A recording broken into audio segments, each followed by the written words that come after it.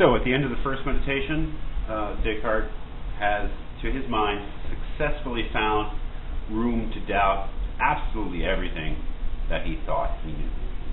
And he says, at this point, he is like he's underwater, and he's neither all the way at the bottom with his feet planted on the bottom, but he can't find his way up to the surface either.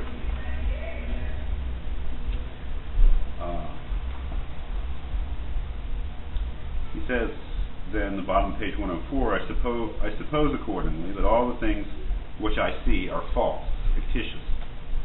I believe that none of those objects which my fallacious memory represents ever existed. I suppose that I possess no sense. I believe that body, figure, extension, motion, and place are merely fictions of my mind.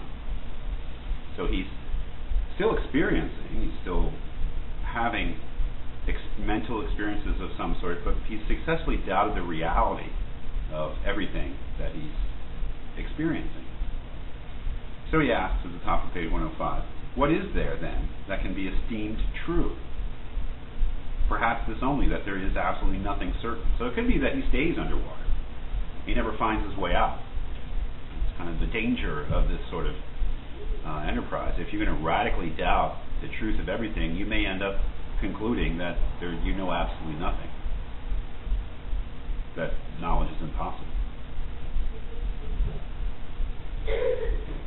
Is there anything that he can know? Now, to ask this question in this context, is there anything that he can really know, is to ask the question, is there something that cannot be doubted?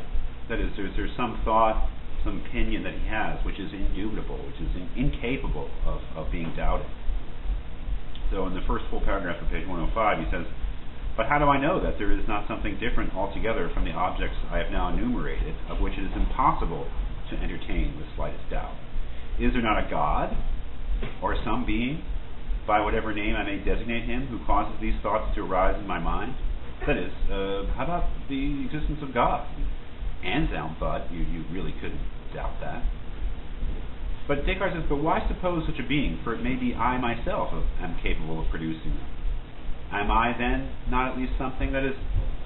we don't have to look to God as the source of our experiences, that is, our seeming sensations and perceptions. It may be that we're producing them out of ourselves, purely subjectively. But if we do say that, then aren't we somehow implying that I or we are at least something? But I before denied that I possessed senses or a body. I hesitate, however, for what follows from that? Am I so dependent on the body and the senses that without these I cannot exist? But I had the persuasion that there was absolutely nothing in the world, that there was no sky and no earth, neither minds nor bodies. Was I not therefore at the same time persuaded that I did not exist? Far from it. I assuredly existed, since I was persuaded.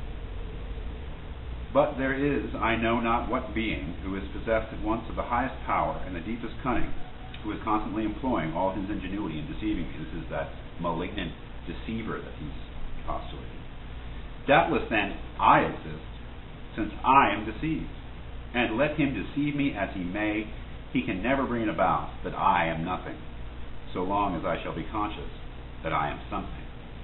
This is reminiscent of the famous Cartesian, I think, therefore I am. So that it must, in fine, be maintained, all things being maturely and carefully considered, that this proposition, I am, I exist, is necessarily true each time it is expressed by me or conceived in my mind. I am, I exist. That, Descartes says, I cannot doubt. When I say I am or I exist, I suppose, like any other statement about the world, I can be either wrong or right. If I'm right, then I exist. If I'm wrong, then I am deceived. But it's I who am deceived.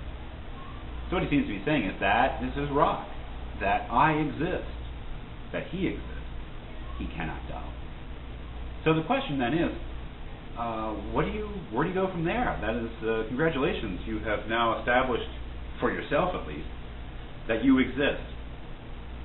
What can you build up from that? Where can you go from that? How does that allow you to come to some more sensible and comprehensive view of the world? start building.